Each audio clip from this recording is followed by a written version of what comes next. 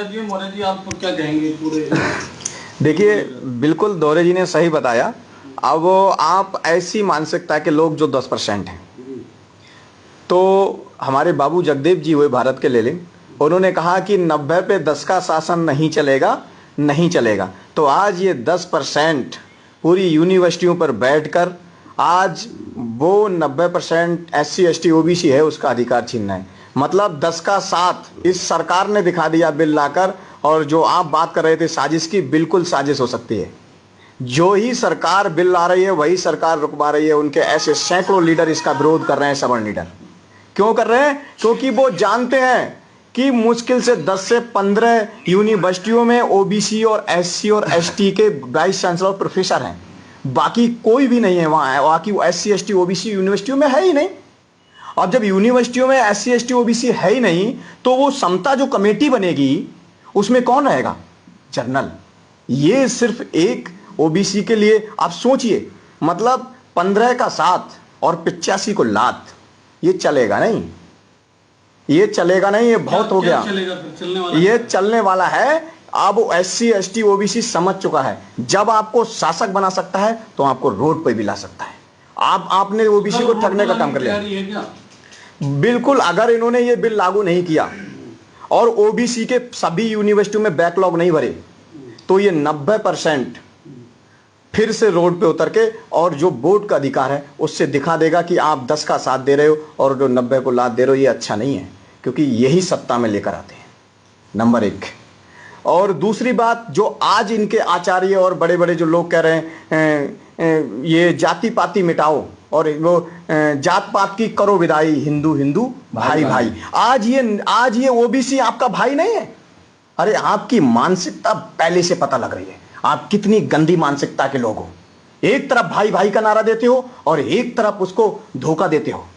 अगर आप बराबरी की बात करते, आज आप बराबरी की बात करते तो आप यूनिवर्सिटी में समान अधिकार देते। और जो सैकड़ों ब्लॉक जो हमारी वैकेंसियां हैं जो आप हटा देते हैं, उनको लैप्स मार देते हैं, वो कितनी वैकेंसियां कहां जा रही हैं?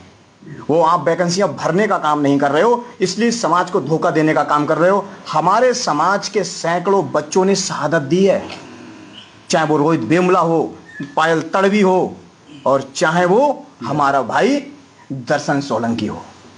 हमारे लोगों ने दी है। पहले हमारे एकलव्य का अंगूठा दिया था, आज हमारे बच्चों ने शहादत दी है। अरे कितना जुल्म ढाओगे, कितनी नीचता पर गिरोगे आप लोग? आपको समझना चाहिए ये संविधान के पक्ष में है, और जो इस बिल के विरोध में है वो संविधान के विरोध में है। क्यों? कि संविधान समानता का आर्टिकल 14 जो है समानता का अधिकार देता है और इक्वलिटी का अधिकार देता है, और वो आज आप छीन रहे हो।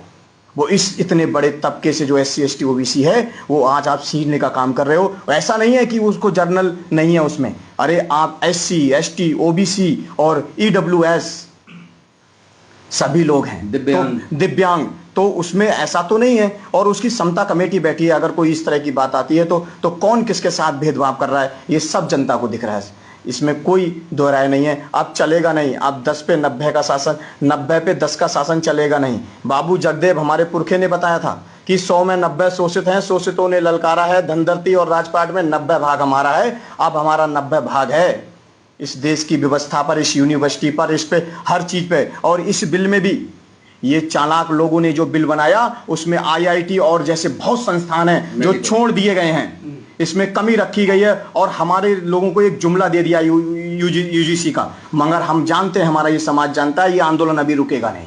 ये आंदोलन बैकलॉग के लिए भी आगे बढ़ेगा, जाति जनगणना के लिए भी आगे बढ़ेगा। एग्जाम्पल मैं देता हूं आपको बिहार का, सुनिए।